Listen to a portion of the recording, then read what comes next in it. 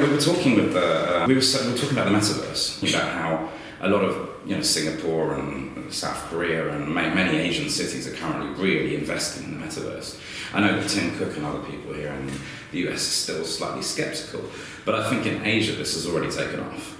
And when I hear sound bites like Dallas wants to be a global city, it's been 10 years now they've been talking about it.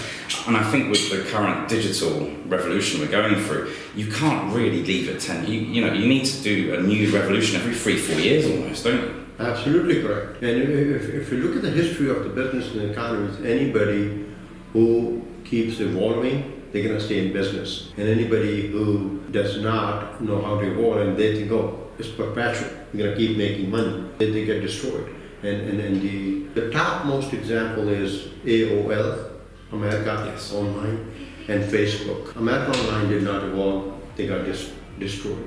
Facebook, they changed to metaverse, and they're trying to do everything to evolve. I think they'll survive. So that's the basic difference. When you keep educating yourself, when you spend a lot of effort into R&D, and you learn how to evolve, of course you're going to be successful. And you need to learn how to be resilient. Right now, if you look at the market, it's bleeding, but the companies with a good balance sheet, they're going to come out all right, and they're going to survive. So, but I think majority of the people are transferring online into digital. I just came back from California. I mean, people, they hate to travel now. People hate to meet and greet. It's not like old days. They got comfortable during the pandemic. So I think you'll see a lot of companies, those are good in getting that need of technology and digital presence. I think they'll be very successful. This is the time to get involved in startups and technology companies. Those believe in, especially artificial intelligence. I think they'll do great. When we know it's a particular hub here, you've got thousands of artificial intelligence people here in the city. I'm aware of a couple of groups that exist on the internet, but I think that the issue we have in Europe is Uber. Companies like Uber today, would they really get investment? Because their revenue model isn't there. They've disrupted an industry sector, clearly, and they've gone out and they've turned an entire industry sector on its head. But they've told us blatantly and reported it to the stock exchange that they don't expect to ever make a profit. A company like that today is arguably not going to be as successful as when Uber came onto the market. Are you seeing this trend? But Uber has to evolve itself. They have not. They're doing the same thing, and now the competition is catching up. Everybody's doing, like if you go to Dubai, Careem is one of the, of course they bought them out, but Lyft, there are a lot of people that are doing the same thing now. So I think when they started the model, like Starbucks, nobody can start something like startup in near term. Mom and pop coffee shops can compete with them, but are they really competing them? No. So same thing Uber was supposed to do. Uber did not evolve. So that's why they're having a problem in getting additional revenue or additional dollars, because they're not evolving. They must spend some time into R&D and try to evolve. Because everybody can do what Uber is doing. I'm sure you know that. So where is the competitive advantage? The competitive advantage lies in evolving. So they must evolve. They must change their model. So that's what they need to do. Andreessen Horowitz, Sequoia, probably companies that you occasionally meet on the market as well. Andreessen Horowitz recently took the chap from WeWork and restarted a startup on them because they said that it's all well and good having a startup, but the founder mentality is also extremely important. Personally, we haven't seen much reason why anyone would want to fund him, because WeWork is almost like an Uber in itself. So in a way that kind of contradicts a little bit of what we were talking about, doesn't it? Because we've just taken someone from an Uber type business and just given them a load of, here's Andreessen Horowitz, just take a load of money, go and create another startup. Is that the right message? Do you think that these companies should be pushing on the market?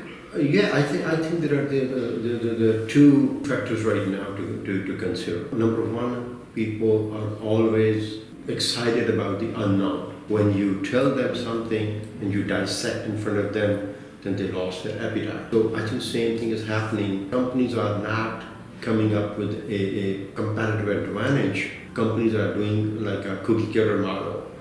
He started Starbucks, I'm going to start best coffee of Seattle. That kind of model, people, I think. But if you look at the scope of the work, people are dying right now to invest money into public equity, into private equity versus public equity. So I think there is still a lot of scope for people like companies like Uber or Starbucks, and I think that we still have a lot of scope in the private equity. If you go to public market right now, I don't think people will be investing a lot of money into these so-called too big to fail companies. I think they are looking for next Microsoft or next maybe Starbucks. That's what people are more interested now. And at least to the people that I talk to, I did a survey. A lot of people, they are literally burnt out in public markets. If you talk to anybody, if you get a dollar where you're going to put it, he would rather put into a SPAC or into a new venture where he thinks there may be some return, but public market is dead. Publicly, all the public market is it was good for liquidity, but I think the model has changed. The secondaries being introduced where you can actually give your share anytime and you have the liquidity. Yeah, it's a small scale, but secondaries are helping a lot in the private equity arena where you can get liquidity if you want to, versus it's very competitive when it comes to publicly traded companies that private equity and secondaries are doing exactly the same thing which you can do with your stock in publicly traded company. So I think people are interested in investing in startups, in technology. You got to understand the psychology of people. Right now, everybody's screaming, they're going to be, big blood, out on the street. Everybody's scared, everybody's worried. But once the things kind of calm down, right now people are believing in rumors. They don't care about news. And social media, by the way, has hurt us a lot. It has not helped us. Right now with the cancel culture, anybody can say, hey, this guy's bad, this company's bad, and boom, you lose everything. That is bad. It's going to hurt us in the long run. But I think people are getting matured enough now to believe in news versus rumors, that we should not be working on rumors, and based upon that we should be making our investments. I myself am doing a lot of work in blockchain right now, and we are actively looking for good entrepreneuring companies, emerging managers. We are looking at that. So I think you'll see a lot of activity in our company, and I co-invested with Carlyle Group, co-invested with other companies as well. So I see a lot of things are working in the favor of investors now. It's not like people used to invest and then lose money. I think 401k is down right now, but if you give it a couple of years, it's going to come back up. But money you will not make into publicly traded companies, you will make on the private equity and the startups. I think the biggest problem people think about a startup or private equity is liquidity. Am I right? If you provide them the floor, the table, the ground for secondaries, and you make that strong, that market strong, I don't think there's any problem in thinking anybody would love to invest in startups if they know that there's a secondary market exists. I think the need for the business leader is to develop that secondary market, especially people like Sequoia, people like KKR, BlackRock. Those operate into private equity arena. They must stabilize and strengthen the secondary markets where people can buy and sell their shares as frequently as they can do a NASDAQ or New York Stock Exchange. So going on what you're saying, the cloud industry, for instance, is a market where it's very hard for a startup to get into now unless they're in the secondary market around the cloud providers. And you've done very well in America with IBM and Google and Oracle and AWS and Microsoft dominating that market once again. But other than the cloud industry, which we know is going to grow astronomically going forward, and artificial intelligence, which also, blockchain is still living up to its hype. But I think, other topics like quantum computing, space, investment, with Houston down the road, is there any other sectors here that you're seeing kind of coming up and becoming part of the startup ecosystem? Yes, I strongly believe people are looking at that. I won't be surprised if a space investing becomes an asset class in the next 4 to 5 years. It will be becoming an asset class the way it's going. So I think people, they're learning about it, and they're teaching themselves about it. If all these billionaires are investing into space, there must be something. So I think the average Joe is getting to the point that even he may be a construction worker, but he's interested in space as well. So I think this is going to get some momentum, not right away, just like blockchain or Bitcoin, but eventually, yes, it will. And speaking of blockchain, I think blockchain to me is people are taking it extremely wrong. Blockchain is not a currency or commodity. It's a lifestyle. It's just like an expensive painting hanging in your drawing room. Can you sell it? No, maybe for 10 cents on a dollar. But what about your grandson and your great-grandson? Oh yeah, they can sell for millions. So that's the most closest example of blockchain. I can tell you that eventually it will come back very strong, just like credit card in the beginning. Even McDonald's in 90s were not accepting credit cards.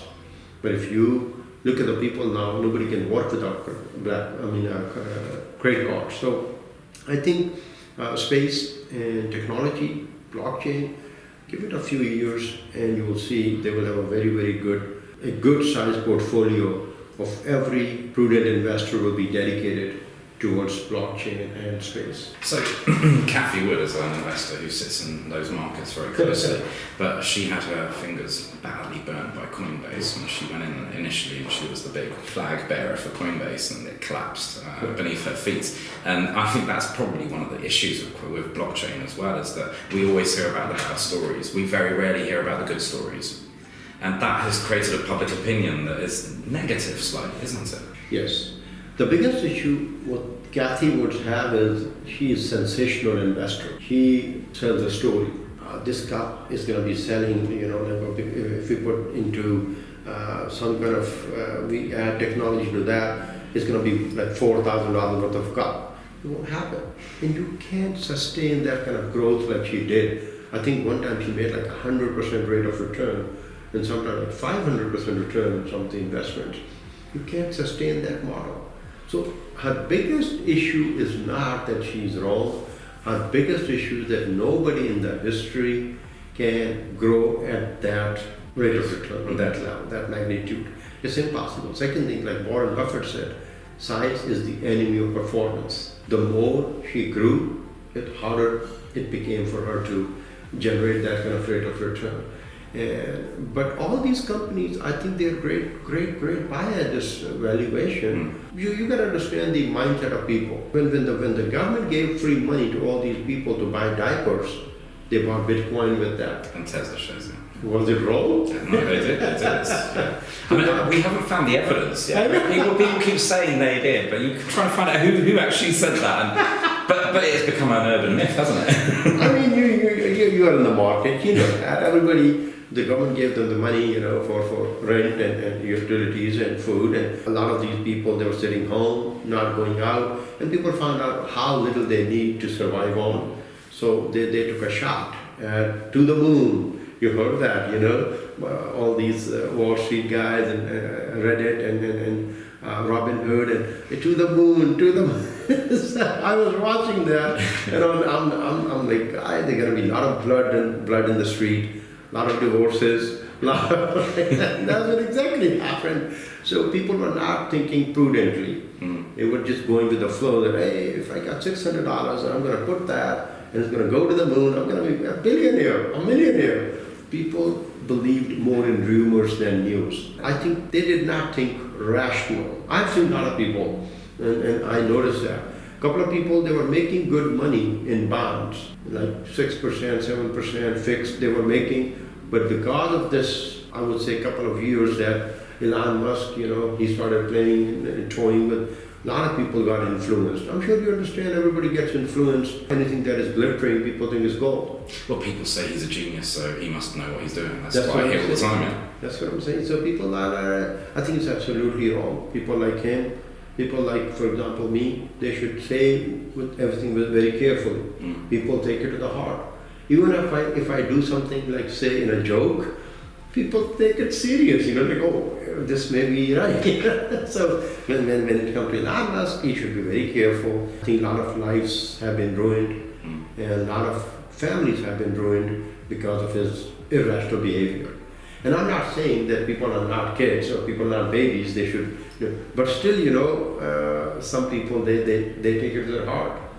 So he should be a little bit careful. But Kathy Woods, I think she'll come back, yes. But she needs to understand she cannot keep growing at the rate that she's promising to people that I'm going to be, growing at the, average 20%, 30%. It's not hard for her to make.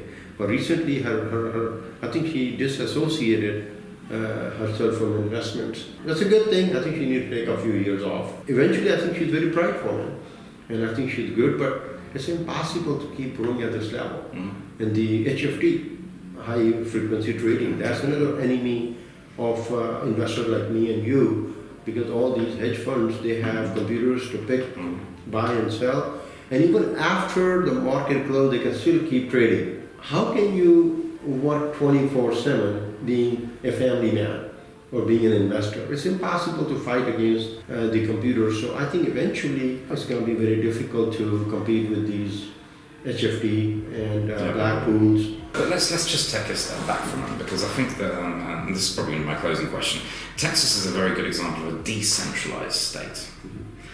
Your mayor works for quite a small amount of money here in Dallas, and the councils also don't earn an awful lot. It's almost like a part-time job for them, from what I understand. And the whole state is a very decentralized notion. But decentralized finance doesn't do very well here. And going back to what you said about Cathie Wood, decentralized finance has been growing 8-10% every single year, and it's starting to struggle a little bit right now at the moment, as we've seen with certain stories as well in the press recently. But it would seem to be a really good place to come for decentralized finance initiatives, a place like Texas, where the regulation is extremely light. Are you seeing much development here? Is it something that we should be aware of in Dallas more? Yeah, let me explain to you, how does the mechanics work. Investment is a relationship-based business. If you don't know your investment manager, you won't hang out with him. You don't trust with your money. Texas is not an exception as well. In Russia, if you go, unless you have vodka with them, they won't open up with you. If you go to Middle East, unless you break bread with them, they won't do. Same way as Texas, unless you mix with them and unless you give them comfort with what you are doing and they're comfortable with that, they will open their heart for you. I have found Texans more generous as compared to any other community. And I think right now the thing is they need to be educated about the technologies. They need to be brought up to speed. Like when I go to California or New York, there's always a new technology developing and evolving. And I think Texas needs that. And I think we are setting up a kind of incubator where we will be inviting all these technologies to come there, including I'm working on a business plan with a friend of mine. He wants to set up like these ATM machines where you can buy and sell and get cash, like Bitcoins, for example, and Ethereums. So he's trying to set up these ATMs, and I'm working with him on that business plan. Also, what he's doing is he's buying all the warehouses and turning that into data centers. I mean, he's not doing it, but that's one of his plans. So, yes. Yeah. So that's what I think the future, because if you're going to be operating digitally, you're going to need space. And guess what? Texas has a lot of space. So I invite a lot of energy resources. Yes. I all invite all these people, all the pioneers in technology to come to Texas. This is the right time to invest in Texas. Texas is here, and Texas is going to stay here for a very long time. All these people, like energy crisis you see in Europe. And Europe has always been a cutting edge when it comes to technology, but when it comes to land and space, it's a little bit difficult. So I think this is the right time to kind of collaborate with some people in Texas, and you bring technology to Texas, and you get everything else from Texas. And I personally have I met a few family offices here. They want to set up like a multiple family office, and I think all we are looking at is technology right now. So Texas is growing in technology. Austin is trying to become a hub for technology, It's going to be like a mirror of Silicon Valley. I think Texas has best of both worlds. It got the money like in New York, and it has the technology like in California. On top of that, it has a lot of land and space. So I think future for Texas looks pretty bright.